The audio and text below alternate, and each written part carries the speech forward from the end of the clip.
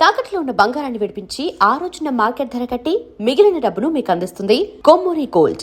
And me first movie ఇప్పుడు అంటే లెక్కల ప్రకారం అయితే ఆడుతూ పాడుతూ అవును. యాక్చువల్గా ఫస్ట్ మూవీ మధ్యలో ఆగిపోయింది. ఇండస్ట్రీలో సెంటిమెంట్ ఉంటుంది. సరే శ్రీకాంత్ గారు మిమ్మల్ని నమ్మారు, ఓకే. బట్ మీకు ఒక ఛాయిస్ ఉంటుంది కదా, ఫస్ట్ మూవీ ఆగిపోయింది, రెండో సినిమా ఇది మీ కథ కాదు, లేదా ముందు మీరు రాసుకున్న కథ రాపిచ్చిన కథ కూడా కాదు, ఇది రీమేక్, ఇది కూడా రిస్కే కదా. దీనికి ఎందుకు ఒప్పుకోవాల్సి వచ్చింది? ఒప్పుకోవాల్సి వచ్చిందా, ఒప్పుకున్నారా? అంటే నిజం చెప్పాలంటే ఒప్పుకోవాల్సి వచ్చినట్టే చెప్పాలండి. ఎందుకంటే నేను ఫస్ట్ ఒక మంచి కమర్షియల్ సినిమా చేయాలి అనేది ఉండేది నాకు. కామెడీ అంటే నాకు చాలా ఇష్టము, బట్ మంచి కమర్షియల్ సినిమా చేయాలి అన్నట్టుగానే నేను రాసుకోవడం కానీ అవన్నీ ఆ పద్ధతిలోనే ఉండేవి. సరే ఈ పిక్చరు నాకు వచ్చింది. ఎలా అంటే అది కూడా ఆ టైంలో జయకృష్ణ గారు, శ్రీగారు సినిమా నేను చేసిన విధానం అవన్నీ తెలుసుకొని, అంతే కదా, తెలుసుకొని నాకు ఆ పిక్చర్ వచ్చింది. నిజం చెప్పాలంటే అసలు వాళ్ళని చాలా గొప్పగా అనుకోవాలి. నేను ఒక సినిమా ఆగిపోయిన తర్వాత ఒక కొత్త డైరెక్టర్కి వాళ్ళు రిస్క్ చేసి, హీరో శ్రీకాంత్ కానీ ప్రొడ్యూసర్ గారు సివి రెడ్డి గారు కానీ ఒక రిస్క్ చేసి ఇస్తున్నట్టే నాకు. అది ఇంకా ఎక్కువ గొప్ప విషయం అని నాకు అనిపిస్తుంది. వాళ్ళు సినిమా చూసినప్పుడు నిజానికి నాకు ఆ సినిమా చూసినప్పుడు నాకు 100% నాకు నచ్చలేదండి. కొన్ని పోర్షన్స్ బాగున్నాయి, కామెడీ కొంత బాగుంది, కానీ నాకు మళ్ళీ కొంచెం డిసప్పాయింట్ అయ్యా. ఈ సినిమా చేసి ఇప్పుడు ఈ సినిమాతో ఫస్ట్ పిక్చర్గా మనం బయటకు వెళ్ళి ఏం చేయగలను అని చెప్పి, నేను బడ్జెట్ కూడా బాగా తక్కువ, ఇవన్నిటితో నేను ఏం చేయగలను అని చెప్పి అనుకుంటూ ఉన్నాను. చేస్తానని చెప్పాను, కానీ లోపల మాత్రం కొంచెం బాగా సంశయంగానే ఉండేది. ఇప్పుడు మా నాన్నగారు ఒకటి చెప్పారు, ఓకే అన్నీ వడ్డించిన విస్తరలాగా అందరికీ రాదు, ఆల్రెడీ ఒక పిక్చరు ఆగిపోయింది. అసలు నిన్ను సినిమా చేయమని వాళ్ళు అడగడమే గొప్ప, నువ్వు వెళ్ళి అడగట్లేదు, వాళ్ళు నిన్ను సినిమా చేయమని అడగడమే గొప్ప. నువ్వే చెప్పేవాడివి కదా మీ గురువుగారి గురించి, అంతా ఏ ఉన్నా లేకపోయినా ఆయన చేస్తారు అని చెప్పి నువ్వే చాలాసార్లు చెప్పావు కదా, నువ్వెందుకు చేయకూడదు అలాగా? నువ్వేం అడగాలి వాళ్ళని? నీకేంటి అంటే 100% అది యాస్టీజ్ సినిమా చేస్తే ఇక్కడ ఆడదు అని కదా నువ్వు అనేది. నువ్వు అది కన్విన్స్ చేయి వాళ్ళని, ఇదిగోండి నాకు స్క్రిప్ట్ ఫ్రీడమ్ కావాలి, ఇది చేస్తాను, నేను అనుకున్నట్టు చేస్తాను, మార్పులు చేర్పులు చేస్తాను అని నువ్వు కన్విన్స్ చేయి. అసలు కన్విన్స్ చేస్తే వాళ్ళు కన్విన్స్ అవ్వకపోతే కదా నువ్వు బాధపడాలి. ఓకే నీకు బడ్జెట్ లేదు, బట్ గొప్ప సినిమాలు అన్నీ కూడా పెద్ద బడ్జెట్తో తీసిన సినిమాలేనా? కాదని నువ్వే చెప్పావు కదా. తలంబ్రాలు అనే సినిమా ఇంత చిన్న బడ్జెట్లో చేశారు, తరంగిణి అనే సినిమా ఇంత చిన్న బడ్జెట్లో చేశారు, మీ గురుగారు చెప్తుంటారు, నువ్వే చెప్పావు కదా, మరి నువ్వు మాత్రం ఎందుకు వెనకడుగు వేస్తున్నావు అని అన్నారు. ఇవన్నీ మీకు తెలిసిన విషయాలే, కానీ ఆయన చెప్తే గానీ అంతే, అదే మనకి ట్రిగ్గర్ అవుతుంది. అప్పుడు నేను అనుకున్నానండి, ఓకే మనకు వచ్చింది ఇది, మనకు వచ్చిన అవకాశం ఇది, దీన్ని ఎంతవరకు బెటర్ చేయగలుగుతాం, ఎంతవరకు బెటర్ చేయగలుగుతాం, మనం ఇందులో ఏమి యాడ్ చేయగలుగుతాం, ఏమి కట్ చేయగలుగుతాం, లేదా అది అని. అప్పుడు నాకు స్క్రిప్ట్ ఫ్రీడమ్ కావాలి సార్. అంటే అది రీమేక్ కాబట్టి యాస్టీజ్గా అలాగే తీయమని అడగకుండా, నేను డెఫినెట్గా నా లైఫ్ కోసమైనా నేను చేస్తాను కదా, బాగా చేస్తాను, నేను బెటర్మెంట్స్ చేస్తాను సార్, దీనికి సంబంధించిన కొన్ని నేను అనుకున్నాను అని అంటే వాళ్ళు ఫ్రీడమ్ ఇచ్చారు. ఓకే, అప్పుడు నేను చేశాను. బడ్జెట్ అనేది పెద్ద బడ్జెట్ లేదు, కానీ నాకున్నది ఏంటి, అందులో స్ట్రెంగ్త్ ఏంటంటే ఆర్టిస్టులు ఉన్నారు నాకు. ధర్మ సుబ్రహ్మణ్యం గారు, సునీల్, ఇవి అందరూ ఉన్నారు. నేను స్క్రిప్ట్లో ఇంకేం చేయగలను, ఇంకా కొత్తగా కామెడీ ఎలా క్రియేట్ చేయగలము, లేకపోతే ఒక మంచి పంచ్ అలాగా మనం కొత్తగా ఎలా క్రియేట్ చేయగలము, రోజు ఇదే ఆలోచించేవాడిని అండి. షూటింగ్కి వెళ్ళే ముందు వరకు కూడా ఇక్కడేమైనా పని చేయగలమా, లేకపోతే ఇంకేమైనా ఏదైనా చేయగలమా అని ఆలోచించేవాడిని. అలాగా సినిమా తర్వాత అది హిట్ అయిందండి. నాకు ఆ సినిమాలో బాగా అద్భుతంగా అనిపించేది అంటే, సినిమా అంతా బాగుంటుంది, సూపర్ హిట్, బాగా నవ్వుకోవచ్చు, అంతా ఓకే. నాకు బాగా నచ్చింది ఏంటంటే సునీల్ గారి క్యారెక్టర్. అంటే 2001 నువ్వు నాకు నచ్చావనుకుంటాను. సునీల్కి కమెడియన్గా పేరు వస్తున్న రోజులు అవి, ఇంకా స్టార్ అవ్వలేదు. బట్ మీ సినిమాలో సునీల్ మేనరిజమ్స్ ఉంటాయి కదా, ఆ సౌండింగ్స్ కానీ, ఆ బాడీ తిప్పడం కానీ, ఆడుతూ పాడుతూ దగ్గర నుంచి బాగా హైలైట్ అయింది, అక్కడ బాగా రిజిస్టర్ అయింది. అది సునీల్ బాడీలో ఇన్బిల్ట్గా ఉందా లేకుంటే మీరు అడిగి చేపించుకున్నదా? తర్వాత అవన్నీ ఆయన కెరీర్ అంతా కొనసాగినాయి. లేదండి, అందులో తన కంట్రిబ్యూషనే. ఉమ్, అంత తను చేసిందంతా నాకు ఇలా కావాలని చెప్పేవాడిని తప్ప, ఉమ్, నేను నాకేం సీన్ చెప్పేవాడిని, సీన్ నాకు ఇలా కావాలని చెప్పేవాడిని. ఉమ్, ఆ ఆ చిన్న ఆ స్లాప్ స్టిక్, ఆ యాక్టింగ్ అంతా తందే. తందే. ఉమ్. ఆ, అప్పుడు అది ఫుల్ లెంగ్త్ రోల్ అండి ఆ పిక్చర్. అవును అవును, హీరో ఫస్ట్ ఒక డ్యూయట్ లో తప్ప అవును.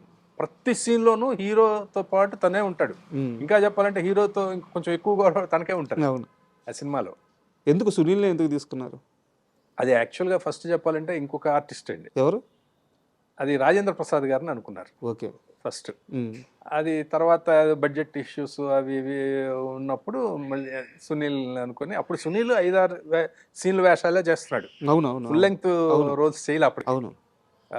అప్పుడు 5-6 సీన్లలో బాగా చేసిన వ్యక్తి 500 సీన్లు అయినా బాగా చేస్తాడు, ఉమ్, సింపుల్. ఉమ్, ఉమ్, అది ఇప్పుడు నెక్స్ట్ యూత్కి బాగా కనెక్ట్ అయిపోతాడు, ఉమ్. ఇప్పుడు ఫ్రెష్గా వస్తున్నాడు కాబట్టి అని చెప్పి అనుకుని పెట్టింది. నిజంగానే అతను చాలా ప్లస్ అయ్యాడు సినిమాకి, అవును ఖచ్చితంగా. చాలా ప్లస్. అందుకని మీకు చూడండి, ఏ పోస్టర్లో అయినా సరే హీరోతో పాటు అతను కూడా ఉంటాడు. ఉమ్, ఉమ్, ఉమ్. ప్రతి పోస్టర్లో కానీ ఎక్కడ తనని, దానికి హీరో శ్రీకాంత్ని కూడా చాలా మెచ్చుకోవాలండి. కదా. ఏ రోజున కూడా నేను హీరో, అదేంటి ప్రతి పోస్టర్ మీద ఏదో ఇద్దరు హీరోల్లాగా ఉమ్, ఇలా చేస్తున్నారు అని ఒక్కసారి కూడా అనలేదండి తను. జనరల్గా హీరోలు అంటారు. అవును అంటారండి, అవును. ఎందుకంటే నాకు అనుభవం కూడా ఉంది, అలా అంటారు. ఏంటండి హీరో నేనా లేకపోతే అతనా అని అంటారు. అందులో 70 సినిమాలు హీరో అప్పటికి ఆయన. ఉమ్. మ్, ఆయనకు అర్థమైపోద్ది కదా ఎవరితో ఎన్ని షాట్లు తీస్తున్నారు, sure, అది వేరు, సినిమాలో పక్కన పెట్టండి. పోస్టర్లు అయినా.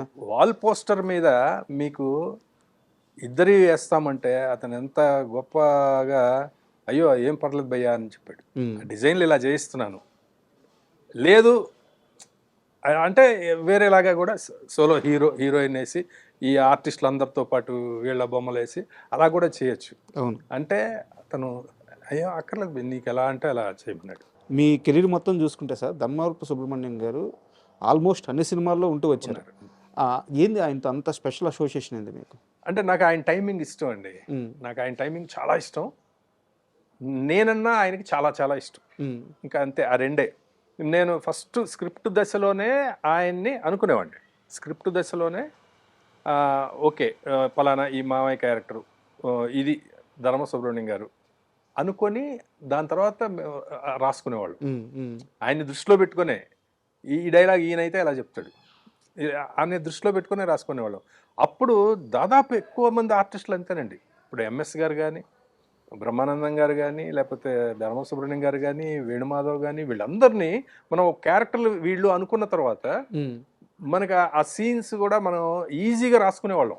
ఒక ఆర్టిస్ట్కి ఆల్రెడీ ముందే రాసేసుకుంటే, వాళ్ళ పేరు అనుకొని రాసుకుంటే మంచి టైమింగ్ దొరకద్ది.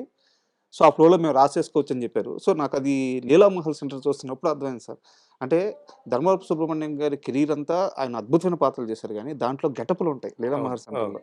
అసలు ఆ గెటపులు అదిరిపోతాయి, ఆ టైమింగ్ అదిరిపోద్ది, ఆ ట్రాక్ అంతా అద్భుతంగా వచ్చింది. అవునండి, అది అసలు యాక్చువల్గా ఫస్ట్ ఆయనకి ఇలా ఇలా అనుకుంటున్నానండి అని చెప్పినప్పుడు ఉమ్, ఆయన ఏమన్నారంటే, ఓకే మన కామెడీ టైమింగ్ అంతా ఓకే, ఇన్ని క్యారెక్టర్లు ఉమ్, ఆ మిమిక్రీ లాగా ఇలా చేయాలి అంటే యాక్చువల్గా నాకంటే బ్రహ్మానందం గారు బాగుంటాడు, ఉమ్, నేను నేను మరి అవన్నీ నా మీద బాగుంటాయా అన్నారు ఆయన. ఓకే. లేదు సార్ బ్రహ్మాండంగా ఉంటాయండి, ఇందులో మిమిక్రీ లాగా మీరేం చేయక్కర్లా, ఉమ్, మీకు ఆ గెటప్లు వేస్తాం, ఉమ్, మీరు కొంచెం దగ్గరగా అలా చేసినా చాలు. కానీ మీరు ఇప్పుడు మోహన్ బాబు గారు అంటే పెదరాయుడు అంటే యాస్టీస్ పెదరాయుడు లాగా మిమిక్రీ చేయొద్దు. ఉమ్, ఉమ్, ఆ ఫీలింగ్ ఏంటంటే ఆ క్యారెక్టర్లన్నీ మీరు వేయాల్సినవి అని మీ ఫీలింగ్, అంతే. మీరు ఎలా చేస్తారో అలాగే చేయండి ఉమ్. అని చెప్పి అయితే అలాగే అని చెప్పి చేశారు, అద్భుతంగా చేశారు. చూసుకున్న తర్వాత ఆయన రియాక్షన్ ఏంటి? అది నీకు చాలా ఇష్టం అండి, చాలా ఉమ్, చాలా ఇష్టపడ్డారు, అన్నీ చాలా బాగున్నాయని చెప్పారు. దానికి మన ఒకరోజు ఎంఎస్ గారు వచ్చారు సార్. ఒక సీన్ కోసం యాక్చువల్గా. ఉమ్, థియేటర్లో ఈ సినిమా చూస్తుంటే పెదరాయుడు గెటప్లో అవును. సమోసా ఏదో ఇచ్చి మొత్తం లాగేస్తాడు. బట్టలన్నీ తీసుకుని వెళ్ళిపోతాడు కదా. ఆ సీను ఒకటి చేసిన తర్వాత ఎంఎస్ గారు అన్నారు, ఎంఎస్ గారు ఏంటి ఈయన క్యారెక్టర్ అంటే చెప్పాను. అంటే ఈయన లైఫ్ బెస్ట్ క్యారెక్టర్ అయిపోద్ది అది ఆ, ఆ, ఆయనకి సుబ్రహ్మణ్యం గారికి అని చెప్పి, నాది కూడా మరీ ఒక్క సీన్ ఏంటి, ఇంకెక్కడన్నా ఒక సీన్ పెట్టండి, నాకు డబ్బులు కూడా వద్దు, నేను వచ్చి చేసి వెళ్ళిపోతాను అన్నారు. ఆయనకి అర్థమైపోయింది ఆ, సినిమా. ఇది మంచి ట్రాక్ అవుతుంది, నాకు ఒక్క సీన్ పెట్టండి ఎక్కడన్నా అన్నారు. అది షూటింగ్ జరుగుతున్నప్పుడే నాకు అప్పటికప్పుడు ఒక థాట్ వచ్చింది, దీన్ని మనం క్లైమాక్స్లో ఎండ్లో పెడితే ఎలా ఉంటుంది, ఈయన మళ్ళీ వచ్చినట్టుగా అని చెప్పి అప్పటికప్పుడు అనుకొని ఆయన షూటింగ్ ప్యాకప్ అయ్యి వెళ్ళేలోపే ఇంకో సీన్ చెప్పాను అనమాట. ఓకే.